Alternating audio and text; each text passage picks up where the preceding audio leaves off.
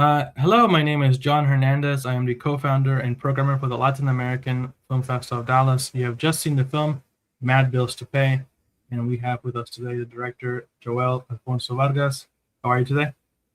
I'm very good. How are you? Good, good. Thank you, and thank you for being with us today, and thank you for letting us show your film. Um, the film has had a premiered last year at the Sundance Film Festival and kind of had its a long, I'd say, like festival pass so far right before its kind of theatrical release. Um, right now, I think you're in England, right? You've shown the film also in Europe as well, right? Yeah, that's correct.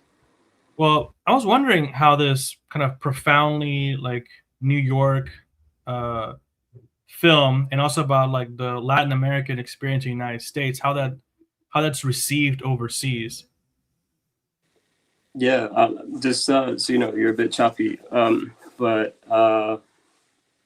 yeah, to answer your question, like it's been really incredible just to, obviously because as you said, we made the film very much with one audience in mind, and that was like the community that's portrayed in the film, which is my community, the Dominican American community in New York City. So it's very specific and it's very nuanced. There's so many nuances in it that only if you're from that community or you're someone who's Latino can really pick up on. But abroad, it's we've had such a beautiful run with this film. I think we're now like going into like our 70th film festival, so it's like there's something about that specificity that resonates like universally for people. And I think there are a lot of common themes, which is like you could say that teen parenthood is something that many people around the world face. You could say there's themes around family and family dynamics and masculinity and things like this. So I think those are the themes that really stick. But from country to country, from region to region, you go to Europe, you go to Asia. Some of these festivals I've attended, like there's always like something new and interesting that the audience picks up on, based on their culture that you're just as a director you never really planned for. But yeah. I I would say when you're making an independent film, well, I guess any film, period, casting is extremely important. Um, I was wondering, I wasn't sure of like how many of the people that were cast in the film were like professionals or like people whose like first movie this was. How was the casting process in this film? Yeah, it was a combination. So initially we wanted to go into it just completely street casting it, because like the reality is that like for the kind of specificity that we were after in the performances, like it's really hard to go to like find that kind of talent like in a union, for example, like in the Mhm. actors union, because those people just don't exist, sadly. Like I hope that with this film, we've enabled some of this talent now to be able to join that union so that there are more people represented. But we knew from the very beginning that we wanted to street cast it for that reason. That proved to be a little bit more difficult because just for a variety of factors. So in the end, the only true non-professional actor in it is the actress who plays Destiny, Destiny Checo. The other actors, have limited experience, but they've had experience, whether that's in film and TV or theater, but kind of like they're still emerging actors, you could say, like they're not Yeah. union actors or anything, but that was the process. Something I really, I guess, caught my eye when I watched the film was, I guess, for a lot of independent films are trying to seek like the sense of verisimilitude or authenticity. They react like they want to be closer to reality. Their Mm. kind of default style will be like want to be handheld, want to like have the camera like just following people around and like be shaky all the time. Versus your film, which is very much locked off, kind of on a tripod. Maybe not you're not like going for close-ups or like moving the camera. You're just kind of seeing the scene from a little bit of distance. Can you talk about a little bit kind of why you went with that type of style? Yeah, I mean, it was like actually, I, I come from a background in documentary and like photography and things like this, so like I kind of photography was a big reference in my mind. But there were like a lot of subconscious things at play that I think only after the fact I'm like, oh yeah, that's probably why I kind of did that. because you know, a lot of, as you know, our culture is very passionate, you know, and like there's a lot of like big emotions. And you know, I was very careful, I think, with wanting or letting it play as like melodrama, you know, and kind of like, you know, I was definitely not trying to have it be like a telenovela or anything like that, you know. So it's like that. So something about being far away from it kind of diminished that effect a little bit, and allowed you to engage with it more observationally, which is kind of what I wanted, where I wanted the audience to be. Um, I think there was, you know, I think it's common for like films made in New York or about New York to have this kind of like, you know, be shot in this way, this kind of like, you know, handheld sort of frenetic way. But my experiences of New York growing up in the Bronx, like that kind of New York is actually very different. It's not as hectic as like, you know, in Midtown where all the big buildings are. It's life is a little bit more slower. It's a bit sleepier, especially in the summertime. You're just hanging out with your friends mostly, like in the front of your building. So like I wanted the film to have that kind of like have that stillness, that slowness as well, you know.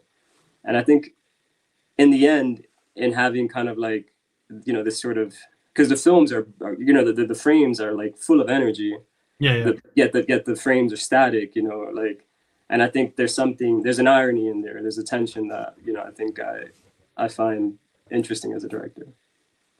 There was one shot in particular, and maybe like this might have happened more than once, but there was one part I remember where they're in the apartment. It's like very cramped set, right? A very cramped angle, like you feel like you're in a corner. Mm, And he goes in, he kind of like tumbles the camera a little bit, like he kind of makes the camera move.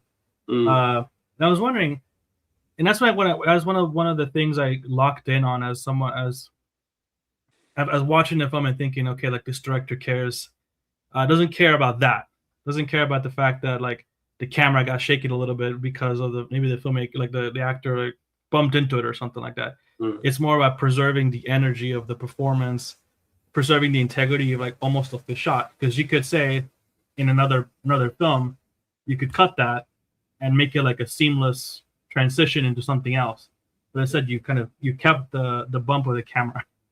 Yeah. uh there was a I read something that you mentioned in one of the interviews about, I think, your admiration for filmmaker Pedro Costa.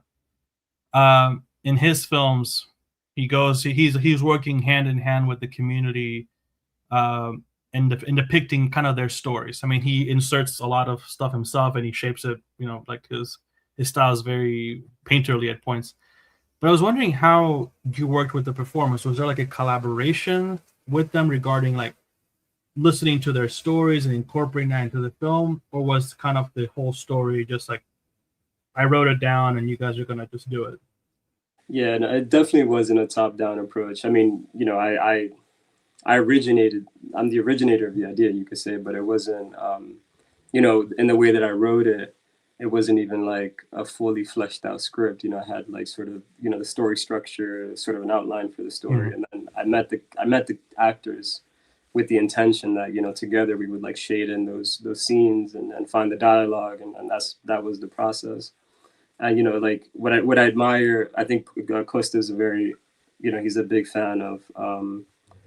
Or you know, he writes about like his like Chaplin being a big influence on him, Charlie Chaplin, and I think you know, I think, yeah, I also really love Charlie Chaplin, and I think, you know, this sort of idea that you kind of through repeating, um, you know, through just going through takes, you know, sometimes it's like on the 20th take, you know, but you know, basically you're building on what you're filming, like from take to take, you know, if something doesn't work. And I think the sort of language of the movie, you know, that it's all in kind of like static frames and it's just all one take, lends itself to kind of like this process you where you know, you don't have to commit to your original choice, you know, like, because you're not cutting for continuity, so Yeah, you yeah. can completely abandon everything that was in the first take what's working and put, you know, move it into the second, and through that process, you know, you arrive with the actors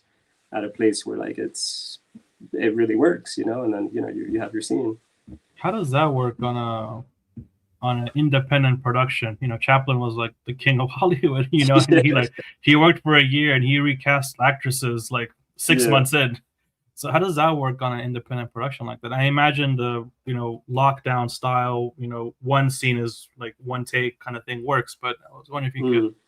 talk a little bit about that. Yeah, I mean, it was always a fight, obviously, between, you know, because we were an indie production, you know, very small footprint. It was like a crew of like maybe 10, you know, you know, in its smallest size, it was 5 people. In its biggest size, it was like 13, you know, so it was very, very intimate.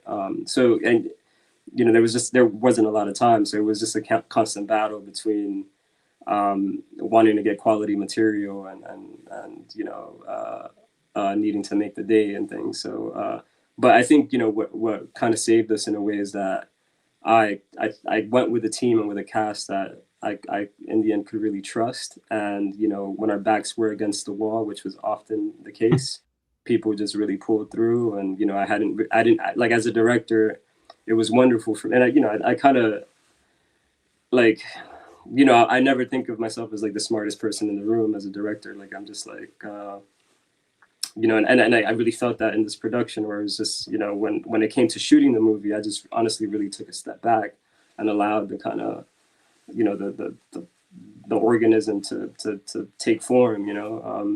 But a lot of the rigor though went into just the team building, the casting, the, you know, like the little rehearsal that we did have, like rehearsing, discussing the story and things like this, and you know, it just in the end paid off.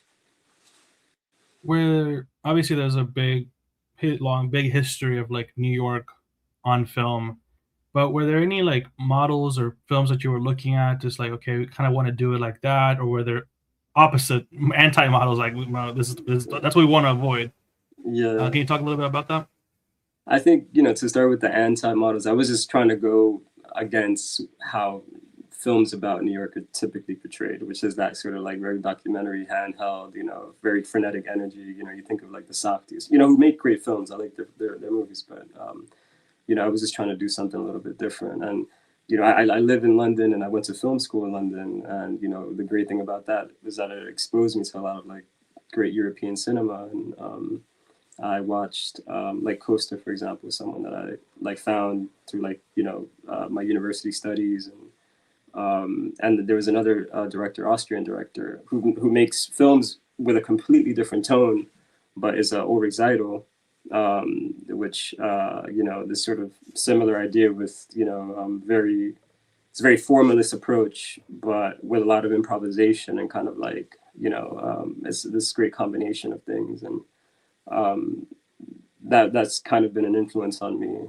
And then again, like I said earlier, like photography as well, like a lot of street photographers, like New York photographers, like Bruce Davidson, and there's a photographer that works out of the Bronx who inspired the setting for the movie, which is Wayne Lawrence, who he shot a whole series.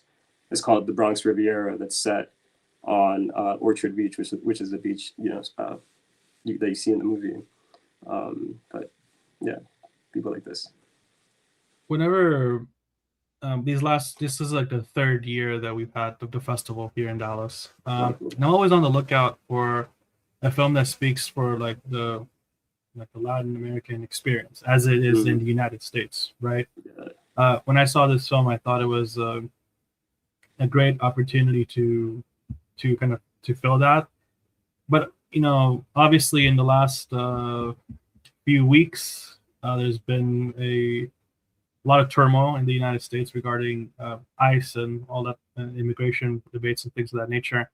When I think about this film now, I think of it as obviously like the people in the film could be the people who are potentially like deported. Even, you know, even in a city like New York, those things could still happen. yeah. I wonder how you see the film in kind of this in this political moment, I guess. Yeah, I mean, it's interesting because we actually shot the movie in 2023.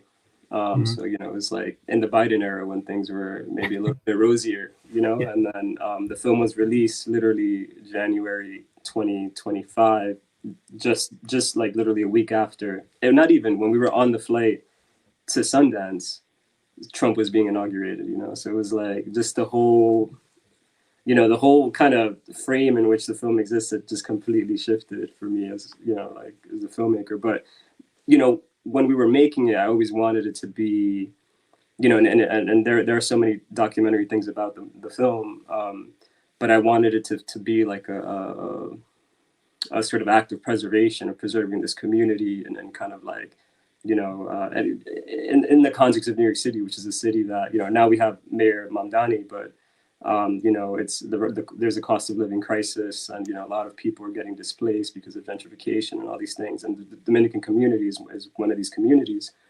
So I kind of wanted the film to be like a bit of a time capsule. Now in this context, it's just, you know, I think the film is very unapologetically not idealizing the immigrant experience. You know, it just is what it is. You know, and I think and that's true to kind of, you know, I'm first generation American, and that's kind of how it was in my family. We had like people who did great, people who went to prison, people, you know, like it's just like literally like that's the and I think every immigrant group, whether you're Latino or Italian or, you know, like whatever, like you go through that journey where, you know, you're trying to just, you know, find your place in a society that, you know, you're kind of a foreigner to. And so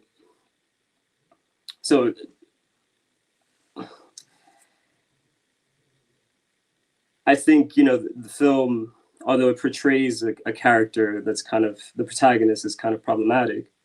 You know, he's sort of, you know, he's making these sort of choices that you're just like, oh man, you really want to shake him, you know, and like, you know, he's you know, you kind of, he's getting in trouble with the law. You know, it's not the most ideal representation of an immigrant story, or, you know, in his case, he's, you know, he's American, but you know, I think that merits cinema as well, you know, like, you know, because like immigrants are not perfect, you know, we have our flaws, you know, like, but that's human, you know, and I think what's important is in this context where, you know, the narratives are so like reductive, you know, so black and white, so simplistic, is to have like those new, you know, stories that have, that show that nuance, you know, like, you know, this is a story about a family that's just trying to, you know, make it, you know, and for better or worse, you know, they're going through their struggles, but, you know, there's solidarity, there's so many beautiful things about it at the same time. And, you know, I think that's what's important to show audiences at this moment in time. But, you know,